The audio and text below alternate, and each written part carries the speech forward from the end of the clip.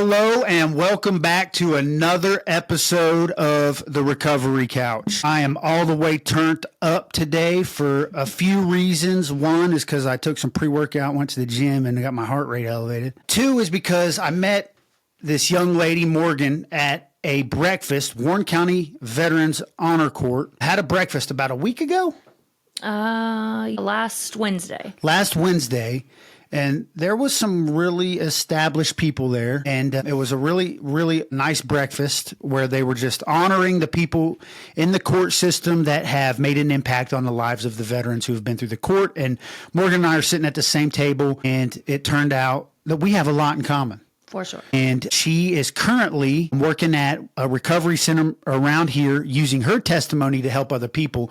And that's what we've built this entire platform on, to show people that it is an absolute myth that you can be you can't come back from active addiction. We're here to bust that myth, and I am honored and so excited to bring Morgan onto the show today to help us do that. How you doing today, Morgan? Doing good. Awesome. So tell us what your title is, where you work, and what you do on a daily basis. Okay. So I work at DeCoach Recovery Center. I am the Warren County Court Manager. So I work for both Warren County Common Pleas and Warren County County Court.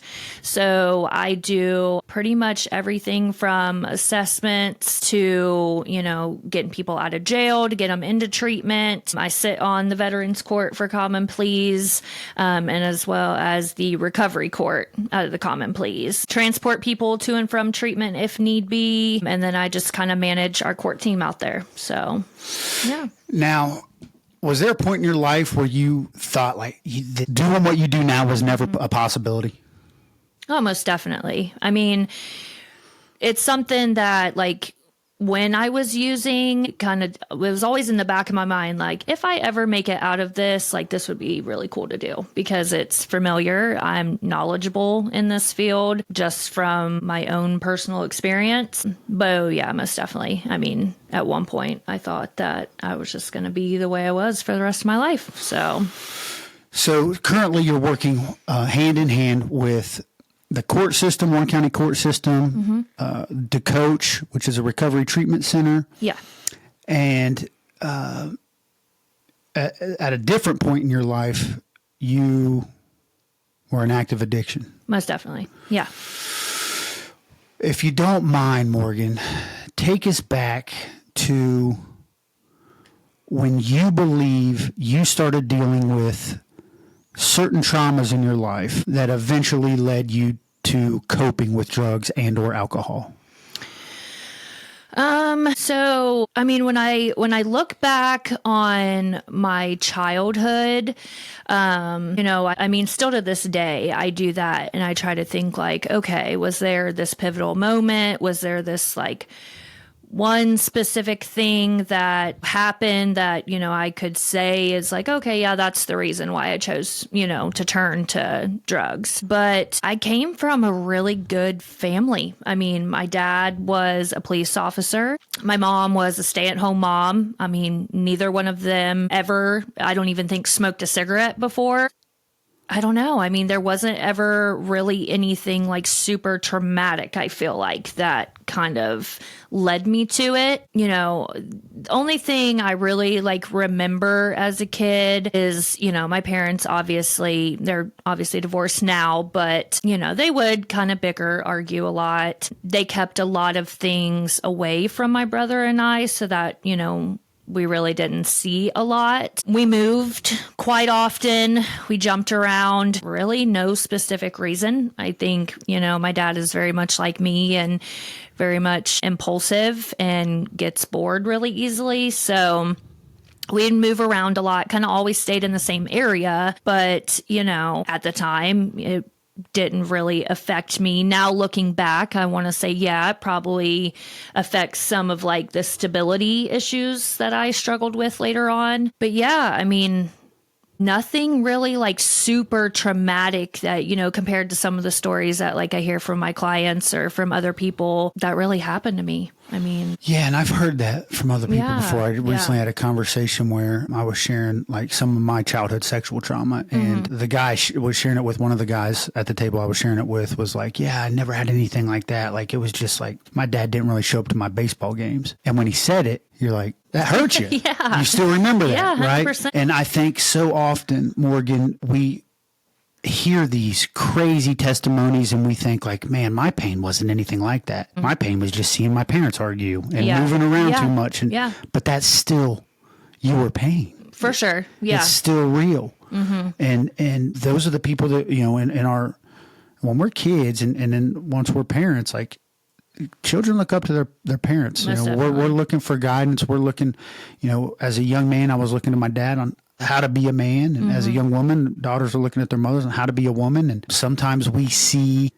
you know, things that kind of lead us in a different direction. Impulsivity. Yeah, I've been like that my whole life. Yeah, definitely been like that my whole life. I want to say that like my true pain and like hurting didn't happen until I was much older. And then that's, I feel like, where the turn to substances kind of started. I mean, I noticed some traits about myself when I was younger. Just, I was boy crazy. You know, I loved the outgoing, hanging out with friends. I mean, I always wanted to be kind of like out and about doing stuff. Had to have a boyfriend all the time. Just like drama and chaos, I feel like, is what I always ran towards. So that was how you see it. If, as I'm processing this, and correct me if I'm wrong, I don't want Yeah. to assume anything, but it sounds like that was your kind of your first substance was I'll use drama and chaos Yeah. or attention from the opposite sex Yeah, most as a definitely. way to cope with I don't want to deal with Whatever, yeah, kind of whatever chaos was going on around me. But yeah, most definitely. So, and then you say, but the real pain comes later in life. So Yeah. if you don't mind, kind of walk us through, you know, the real pain. So it sounds like at what age are you kind of partying a little bit, seeking validation? Yeah. And when does it graduate? Kind of walk us through that. So, I mean, in high school, it was, you know, just kind of partying every weekend, drinking. I had like the same group of friends, you know, but still like looking back, it wasn't anything like it didn't affect my grades, didn't affect, you know, any other areas of my life. It was just being high schoolers, you know, getting together on the weekends, drinking. Never really smoked weed. It was never really my thing. I got pregnant when I was 18. So I literally found out like a few days after graduating high school. And my son's father at the time, you know, very, very toxic relationship, cheating and, you know, just all the things. And so it was after I had my first child, I had him at 19. And that's when postpartum depression really like set in for me. At the time, I didn't know what it was. I just knew that I was not okay and I couldn't figure out what was wrong with me. I felt like, you know, my child, like I couldn't bond with him almost. So, you know, that just kind of spiraled. And then I feel like after I had him, I kind of watched everybody, like all my friends that I went to school with and everyone's lives, you know, they go off to college, they kind of go on to the next chapter. And I essentially was like, okay, well, now I have this kid and, you know, his dad was off doing his thing. So I pretty much knew that I was going to be on my own with him. And then, yeah, I just feel like I completely lost myself. For sure. Morgan, so you felt like because of the postpartum depression that you couldn't bond with your child? Oh, yeah, most definitely. I mean, it got to a point, you know, I was still living at home at the time. You know, thank God that, you know, I had my mom there to help me. But I felt like, you know, every time I held him, he would just like scream but it was all, I think, because of like my mental state. I wasn't in the right mental state to care for a child, you know, but it was something that like I had no control over. Like I wanted to, you know, do what I had to do, but it was like I was all still so hyper focused on what his dad was doing. And, I was 19 years old. So, I was so consumed in, the pain of like, oh, he left me, or, he's not wanting to come over and see my son, or, it's just like, that was what my main concern was, that it's like I completely lost sight of my child. So you're dealing with this depression, the hurt from the relationship. Yeah. And then how, I don't know, difficult was that to process? Like, I'm a mother and I love this child. But I cannot feel like I can connect with it. Like, where does that come into play? I mean, I was just a mess, really. I mean, I was so angry all the time. My patience was like real thin. I don't know. I was just not happy at all. So, then I would try to find that happiness and like trying to move on and like date someone else. Or, my mom would keep my son for me one night and I would like go out and drink and party and, try to keep up with what everyone was doing that didn't have children.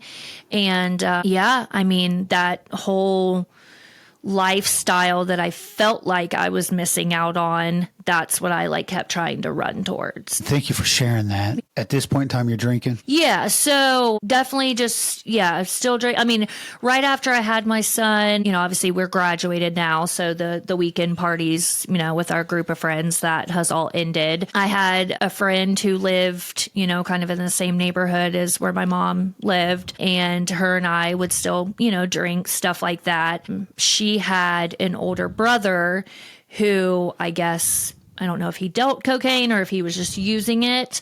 But that is how I got introduced to cocaine for the first time. I believe I was 18. So this actually would have been right before my son was born, before I got pregnant with him and stuff. So tried it, used it a few times, when I could, her and I could kind of link up and hang out. But again, it was something I just tried a few times. I liked it. I mean, I liked the energy it gave me and then especially after I revisited it after I had my child, it kind of just gave me that good, happy feeling that, I guess I'd been seeking for so long. So, I mean, that's when it started becoming more of like a regular thing. It still was just, here and there once every few months or whatever. But it's, as time went on, it became more of like a more frequent thing for me. So how long into the cocaine escalation did it go from, man, this is a good feeling that gives me energy, I'm getting things done, blah, blah, blah, to this isn't what I need to be doing? Because in my story, that eventually happened to me. Like, it's like, I'm doing this by myself. How long did it take before it went from like, wow, where's this been my whole life, to, oh my gosh, this might be a problem? Yeah. Man, it was a long road before I realized that like this is, genuinely a problem. So after I, got my own place, after, my child was born, moved out to Xenia. Living out in that town is really kind of what turned the tables for me. Explain that. So that's where all my using took place, is out in Xenia. So it's flooded with drugs? For sure. Okay. Yeah. There's also a lot of recovery out there. It just kind of all depends on what side of Xenia but unfortunately I was always on, the more negative side. But moved out to Xenia, and the more people I just kind of started to meet out there, the cocaine usage started to become more frequent, and it, was an every weekend thing. My mom would keep my kid for me. So then I would kind of go out, party, drink, do cocaine. I ended up having another child about 3.5 years later. I felt like kind of that depression and that, missing out on life kind of started all over again once I had another child. Again, really shitty relationship with her dad. So it's like I kept getting myself involved with these people who were not good for me. And then a child would come out of it. And it's like that depression, I would just sink further and further, which then turned into me seeking a way out with substances even more. So I did cocaine for a couple years on the weekends. I still had my house. I still, took care of my children. So it wasn't, to me in that time, it's like, yeah, probably doing cocaine on the weekends isn't the smartest thing, but it's not affecting anything in my life. I'm still, taking care of everything. And I just saw it as like, oh yeah, this is just to party, have fun. It's not something that, is really affecting my life negatively. And then it wasn't until I got with my youngest daughter's dad. And, we were together for a couple years, still just doing cocaine, to where I then was introduced to meth. He was using meth for a while behind my back. And then he introduced it to me. And then the first time I tried that, it was like, holy shit. I know all too well. Yeah. Yep. It was like, finally, like I feel great. And that spiraled very quickly. I mean, that didn't take long at all to start spiraling. I mean, I want to say from the time I snorted the first line of it, within probably 4 months, I was shooting it. So I've never heard a story with meth involved that didn't spiral. Oh, gosh, it spiraled so fast. So fast. Yeah. So what, at this point in time, what's going on with the kids? What's going on? Yeah. Like, is your mom's or your family starting to see things? Like, and when you say spiral, like spiral into what? Is it, are you talking about spiraling into like what some people, I've heard the term called like too far gone. I think one point in time, my family started to think that about me. And I think a lot of people in society think that about like, if they drive through an inner city and they see people sitting on the side of the road or, asking for money, panhandling, they're like, don't give them money. They'll go buy drugs. They're too far gone. Yeah. Are you spiraling to that point, or what do you mean by spiraling? So, I mean, once the meth was introduced, I just became so, obsessed with it. I was more obsessed with how I felt on it than obviously the actual drug. But there was a big pivotal moment in my life. I was still doing the cocaine, and I had just tried meth briefly, couple times. And then in 2016, my little brother committed suicide. Yeah. I'm sorry, Morgan. Yeah. He shot himself in the head, and I was the one that found him. And that was something that, I'd never experienced death. I've never experienced someone dying close to me, or especially, much less in that traumatic of a way. That between the postpartum depression that was unresolved, now I have, at the time I only had 2 children. I hadn't had my third yet. I had 2 kids that I pretty much was raising on my own. And then now that just happened. And then literally I just stopped caring about everything because, didn't know how to process that. My family was just literally falling apart after that.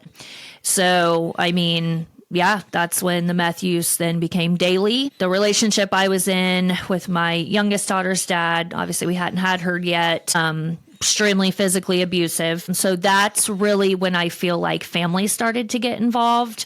My son and my middle daughter started to witness him putting his hands on me. That got really bad. Police getting called to our house all the time because of, fights and things happening.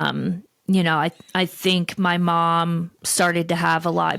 I don't think she liked him off rip to begin with, but really at this point, I think that's when she started noticing I was getting a lot skinnier. I was just, so angry all the time.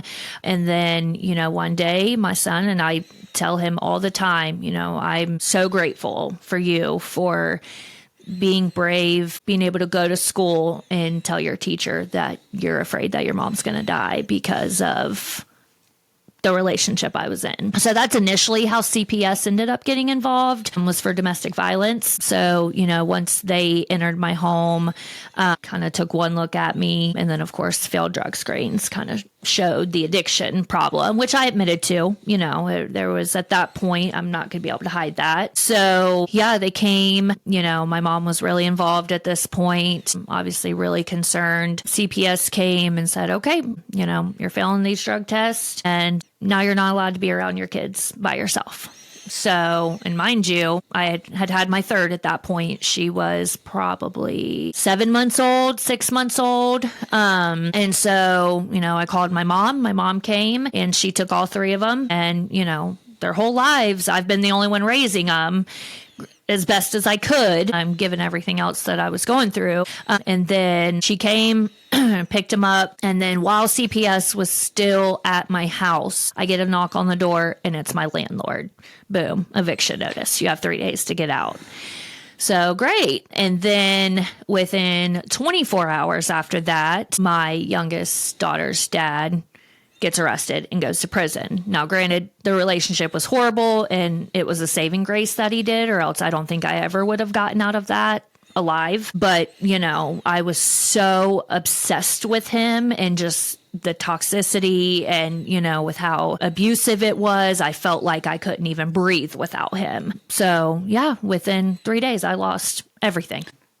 Including everybody that was in your life. For sure. So yeah. now, not just did you lose everything, but you're alone. I'm by myself. Yeah. Yeah. By myself. So what's next? Is this a point where you're like, all right, this is rock bottom?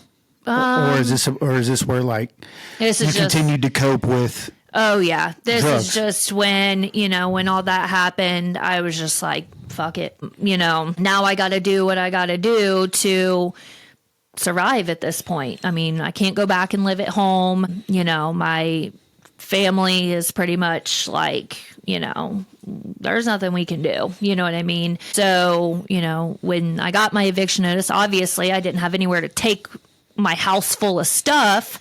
So I had a couple friends come over and we packed up my van with as much that can fit. And I just had to leave everything.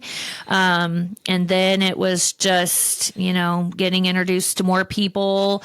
I slept in my van a lot in parking lots. I would, stay at other people's houses. But yeah, I mean, I was, at this point, shooting meth, just living that chaotic lifestyle, just doing what I had to do to make it for real.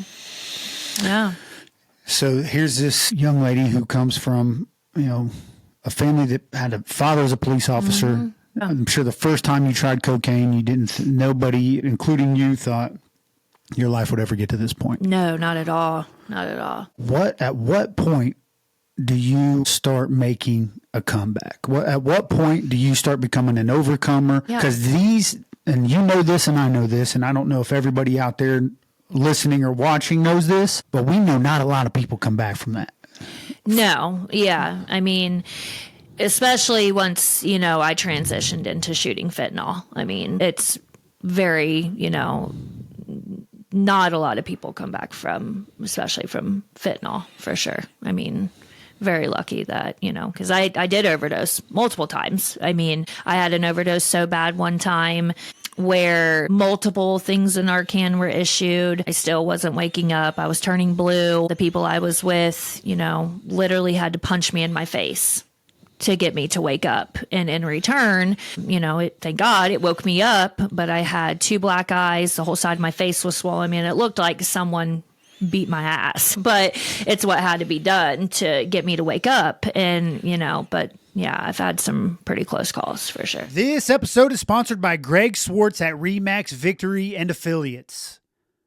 Whether you're buying your first home, selling, or making a move, Greg brings integrity, expertise, and heart to every step of the journey. He's not just a realtor, he's a trusted guide who puts your needs first. Call Greg today at 937-477-8975 and let him help you find your next home. And don't forget to tell him the Recovery Couch sent you. And I'm so sorry that you've had to go through that. And there's probably a part of you, and I hate assuming, but that it today can look back and be like, man, I'm I can overcome anything. For sure. For going through all that shit. Yeah. Does jail ever get involved or introduced? So how does that happen? What happens there? So I really didn't start getting into trouble until I started using fentanyl. And the fentanyl came about a year, maybe 2 years after losing custody of my kids, living out and about. That's when, fentanyl kind of was introduced to me. And once I started using that, I would say within a month, I caught my first possession charge. So all in all, I had 6 F5 possessions.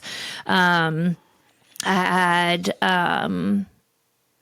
theft charge that got dropped down, just, doing dumb stuff, living that lifestyle. Surviving. Basically, yeah, 100%. So with all my theft charges, with all my possession charges, I would get arrested. My husband would be there within 2 hours to bond me out. I never had to sit longer than 2 days. So in the back of my mind, it was like, okay, no matter what trouble I get in, no matter what, he'll be here to get me. So I never really felt like I had many consequences with the legal stuff. I was on probation, failed at that millions of times, dirty drug screens, go back to jail for a week, he'd get me out. So I lived in that cycle for, my gosh, probably a year. Just in and out, doing little stints here and there. I would get court ordered to go to treatment. I would go and I would complete it and I would do great while I was in there, but then I'd get out and boom, because I would go right back to Xenia. And, I was try to duck and dodge probation by checking myself in places, because I knew I was going to be dirty. So I would one time I drove all the way up to Toledo to check myself in somewhere. And it's like, why? You know what I mean? To avoid jail? Yeah. I still got arrested anyway, because my PO was like, I did not approve you to go out there. Right. So, logically, it makes no sense. But yeah, and it wasn't until the last go around in 21, end of 21, I went to treatment. My husband ended up going to the same treatment facility with me. All in all, I think I was clean for 150 days, got out. We went back to Xenia, started using again. That was in beginning of November. And then December 10th of 21, my PO's like, it's time you need to come in and do a drug test, because last he heard I was in treatment doing great. And so he's like, it shouldn't be an issue, just come on in. And I was like, damn. So here we go again. And so I went, dropped dirty again. And he arrested me right then. And he's like, you're going to sit down for a while. And I'm like, no, it's fine. Tyler will be here to bond me out. He goes, no, you're not having a bond. No bond. Yeah. On a PV? Yeah. So in Greene County, they will give you a bond on a probation violation, which is really unheard of. But this time he made it to where no, you're sitting down for a while. So I sat for about 2.5 months, just awaiting going to court. They presented for me to do the Greenleaf program, which is a 6-month CBCF. It's in the jail program. And I was like, no, absolutely not. I am not doing that. I want to go back to treatment. What does CBCF stand for? Correctional based. Oh gosh, you asked me too quick. Correctional based. Yeah. It's the same as the Monday program, the Talbot House, CCC. It's a correctional-based treatment program, but I've never known what it stood for. Right. So it's pretty much ran by the inmates. So, and it's all based on a hierarchy thing. So you have big sister, little sister, it's based off of, pretty much changing and correcting your ways of thinking. And that's done by, people calling you out on stuff. And, then on the same time, if you do something nice for someone, then you get these things called pull-ups, where they say, a positive affirmation about you. So it's all about building each other up, basically. We had 2 counselors that would come in, and we would do an hour a day doing some type of group stuff. But for the most part, all the inmates ran it. And, we were responsible for holding each other accountable for stuff, which is cool. And at the time, it sucked. And you said you didn't want to do it. No, I But you did do was it. fighting that. Yeah, I was fighting it. So this is about 2.5 months into the jail stint. Yep, because I kept, pushing out, because they came to me and they're like, look, Greenleaf, that's what we want you to do. And I was like, nope, I'll wait and go to court. I'm not doing that. Thinking that I had a chance of like fighting it. I even went with the mental health counselor who's in the jail. I would request to meet with him. I called full circle. I'm like, yep, I want a bed date for this time. Pick me up here. Like I arranged it all myself. And Let I me get ask to you court. this. What was your logic? Do you think, looking back now, do you think that it was trying to manipulate yourself to get back out to keep doing the same shit? Or do you think you were really at this point had I really want to change. I really want to go to, what was the facility you wanted to go to? Full circle. I really want to go to full circle. How was your thinking? Was it different now? Was the CBCF helping and changing your thinking, or? So this was before I went to court and they said, like, you're for sure, like, you have to do Greenleaf. I just wanted out of jail. So Gotcha. I was just trying to find, you know what I mean? Yep. I just wanted to try to find a way out of jail. Yep. But nope, went to court about a week later and the judge is like, I don't care if they're outside waiting for you right now. You are not going. You're doing Greenleaf. So started on that journey. That was 6 months, in the jail. So I did that program. I got out and Of the CBCF? yes. And you're still in jail? Or you're going to Greenleaf? Yeah, so I'm in jail. I go to court, and they sentence me to Greenleaf. So Greenleaf is still inside the Greene County Jail. So you don't. It's not an outside place. You're still. Yeah, you just move to a different floor. So yeah, I'm in there. I complete that. I do really well. I mean, it's hard, and this time while I'm doing Greenleaf, my husband went to a treatment facility out in like the Portsmouth area. So the whole time that I was in Greenleaf, he was out there in treatment, so he could work on himself while I was in there. And I mean, that separation was really hard. We went through a lot of stuff when I was in there. A lot of, definitely trials, and especially with like tests to our relationship and marriage and stuff. But we survived it. And once I got out of Greenleaf, it's like while I was in there, a switch just flipped. And I was sitting in there looking around like, what the hell am I doing? Like, this is not it. This is not what I want for my life. And got out, and him and I kind of reunited, and we've been clean ever since. I can't help it. I know that you and I aren't, I don't know if we're aligned completely spiritually, but I can't help but to think like he goes to treatment while you're sitting in Greenleaf. I'm sure that there is some sort of separation anxiety that's happening. Oh, for sure. I've been through that. Yeah. And I can't help but to feel like that is like divine. Yeah. And one of those divine appointments. For sure. Yeah. That was just like, because a lot of people, and this, Morgan, a lot of people will say, like, if you used with them. Yeah, that's it. Don't it's even not think real. about it. Yeah. Yep. And we had a lot of people telling us that. I mean, his counselors, when he was in treatment the whole time, were like, nope, you need to leave her alone. It's not real. One of his counselors was like trying to get him to stay down in that area to live. He's like, you guys used together. It was fun while it lasted, but there's no way that you guys are going to be able to stay clean together. And everyone, and I was hearing that too from some of the counselors in Greenleaf. And we were just like, no, like we really care about each other. Like, we're really going to try and make this work. And so, I feel like being able to get through all of that. I mean, the first 2 years of our marriage, we probably got to stay the night together one time. I mean, because between me being in jail, going to treatment, then going to jail again, I mean, it's like we were away from each other the first 2 years. So yeah, the fact that we made it through that and like are still together, still have a healthy relationship, it's like, that's like unheard of, for sure. And I remember you sharing with me off camera that he is super involved in your kids' lives. For sure. And so you guys are doing really well. You're not doing okay. You guys, you're now. So from Greenleaf, you decide, man, like I don't want to do this anymore. Yeah. Take us through like the steps of getting back on your feet financially, pursuing this, recovery treatment center, this job I used to go to jail all the time. Now I'm working in them. Yeah.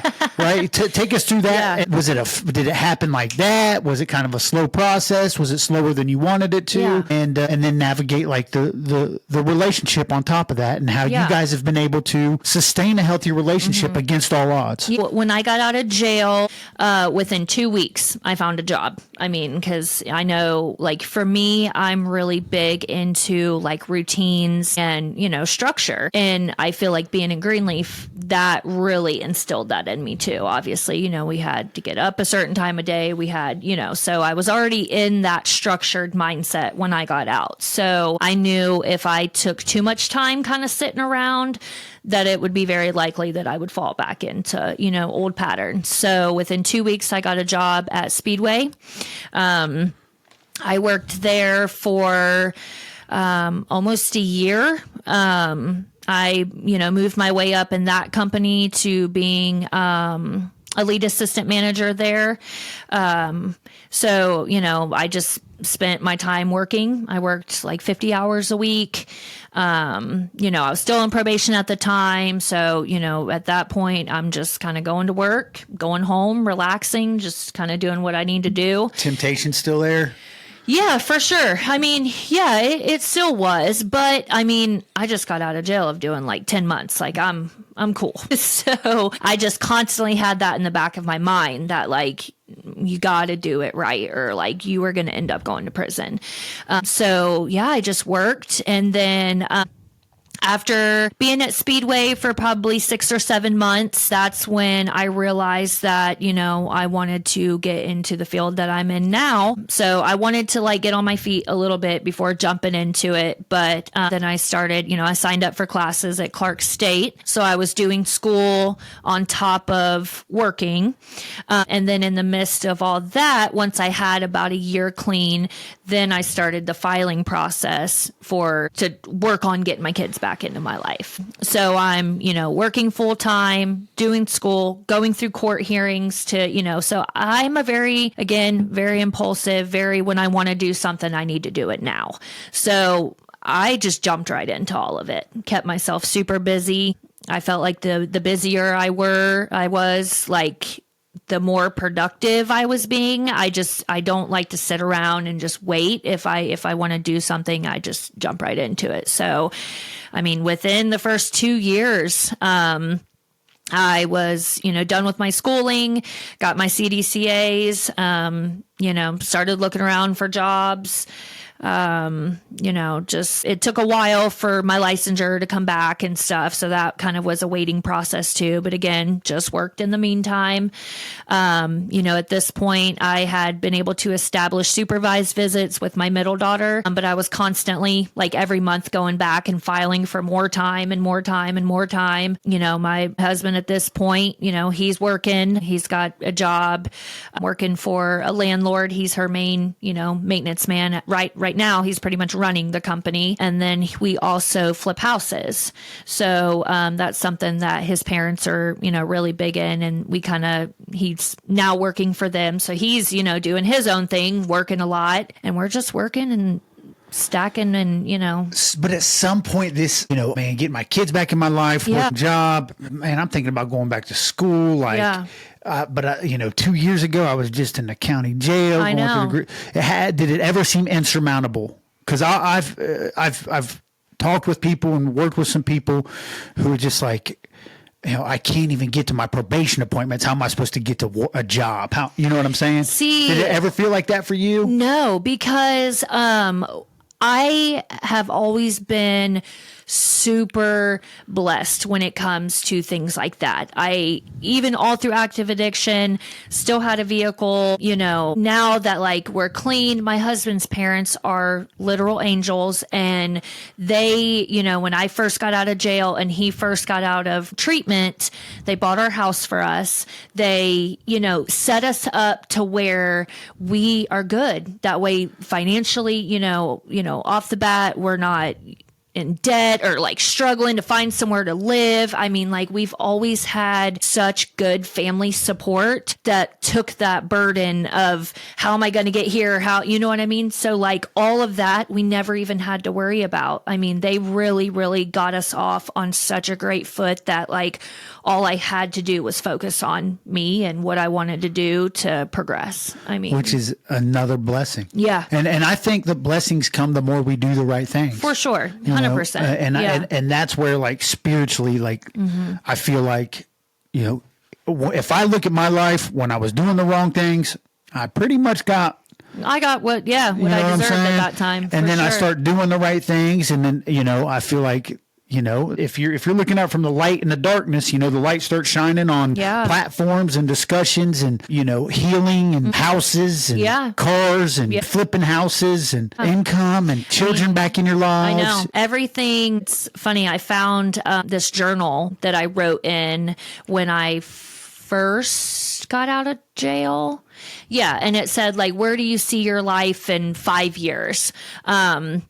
And everything that I wrote in that, I have already attained in 3.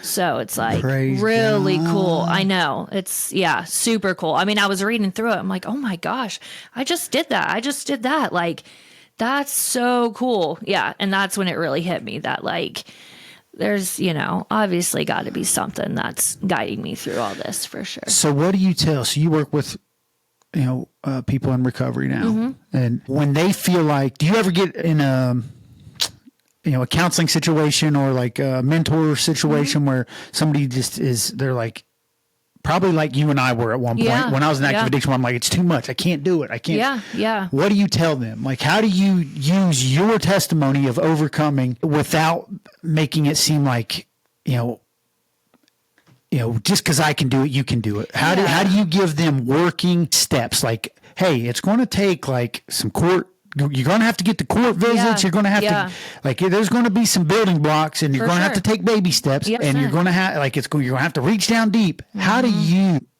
send that message without overwhelming them or making them feel like it's almost impossible? Yeah. I mean, I am very straightforward. I don't, sugarcoat anything. And, I just tell them like what it is, like, all these barriers and obstacles that you're presenting to me.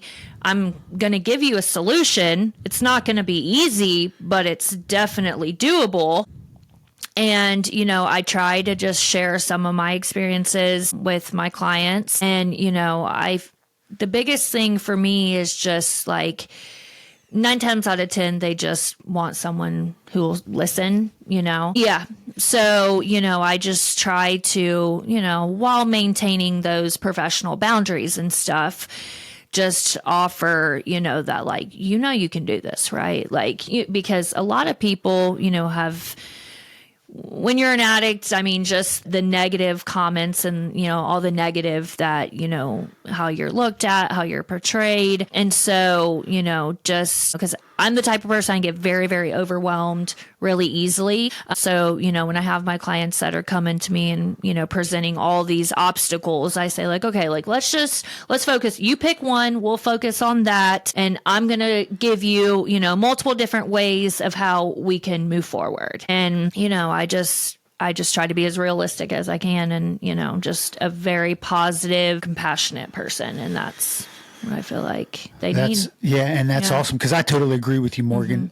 A lot of times they just need somebody to be present. Yeah. And if they need to vent, then just be present, 100%. Let them vent, cause there's a point in time where that was all I needed, and sometimes I would get people who were trying to solve the problem. And I'm like, I'm not really looking for a solution. Yeah. I can't bury his pain anymore. So I commend you for your approach there. I'm going to provide you resources, and I'm going to be here for you. 100%. But at the same time, it's up to you. Yeah. I mean, I try, to be there for, I get very invested when it comes to, trying to help people. If I have someone, who's in jail that I know really, truly needs the treatment, I mean, I will jump through all the hoops. I'll reach out to this county, that county. I don't care if you have 13 holders. I will do what I have to do, but you got to meet me halfway, This episode of the Recovery Couch is brought to you by my friend JB Davis at Performance Chrysler, Dodge Jeep Ram in Centerville. I know JB personally, and I can tell you he's the real deal. He's honest, he's dependable, and he's committed to treating people the right way. So if you're looking for a vehicle and you want to work with someone you can trust, call JB at 513-267-5225 or stop by Performance Chrysler Dodge Jeep Ram in Centerville and tell them the Recovery Couch sent you. So, and then how much do you feel like giving back, even though it's your job and it pays you, like giving back and helping others who have dealt with the same things you have dealt with? How much do you feel like that helps your recovery? Does it keep you, do you feel like it helps you want to sustain a healthy recovery because now you're invested in other people, as opposed to like if you weren't investing in other people? Yeah. You know, it might be easy to think like, I don't know. Yeah. You know, maybe I could go drink this weekend, or you know, how much do you feel like giving back to people in recovery has helped you in your own recovery? I mean, it's my life. You know what I mean? I'm not really involved in AA, NA, or any type of like support groups like that. You know, I think they're great. I always promote them for people to at least try it. So for me, the work that I do, that's it for me. I mean, this is what keeps me going. I mean, I have days that are, you know, harder than others, but this is my fuel. This is what really truly keeps me clean and keeps me pushing, for sure.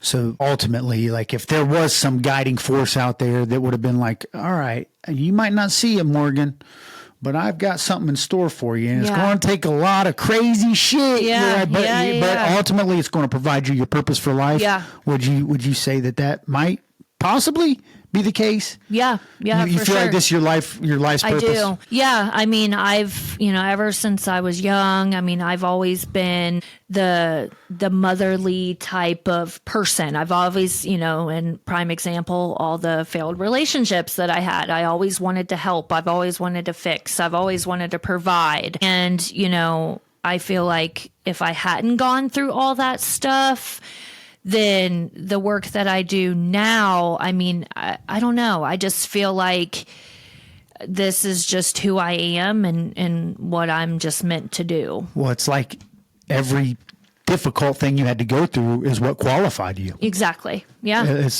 crazy as it is to think about that, it's like, hey, I'm qualified. Oh, yeah. I'm more qualified than any degree. My life experience has qualified me for this calling. And because everything that I say to my clients is based out of life experience. I mean, it's like nothing I say is something I've, you know, read in a textbook or what I think I know is true. I mean, I always speak from true life, like experiences. How do you see, can you see the difference in them knowing that hey, this is coming from life? You can tell. You can almost, when you're having a conversation with a client who, you know, is talking about their feelings and things that their experiences. And, you know, when you say something like, you know, I understand you, like I'm just like you can almost see like the tension leave their body, because then you don't have to try to like, you know, over explain things because you just get it. I mean, and so, yeah, I mean, I don't know. It's a great feeling. No, I know exactly what you're saying. Yeah, I know.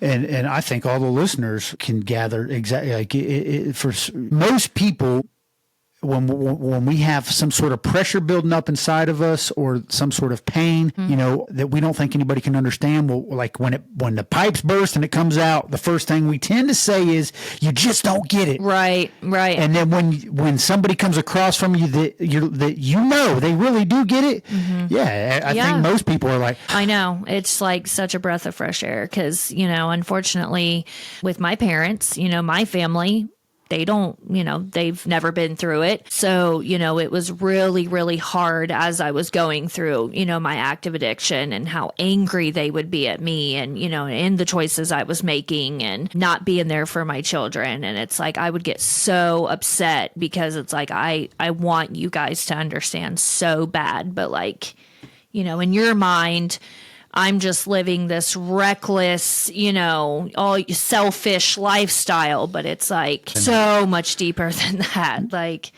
so that, yeah, it does make for a challenge when, you are talking to people, or like from an addict standpoint, talking to someone who truly has never been through it. Yeah, it's just a level of like, you get it or you don't. Having a father who's a police officer, I mean, that, that's got to be a difficult.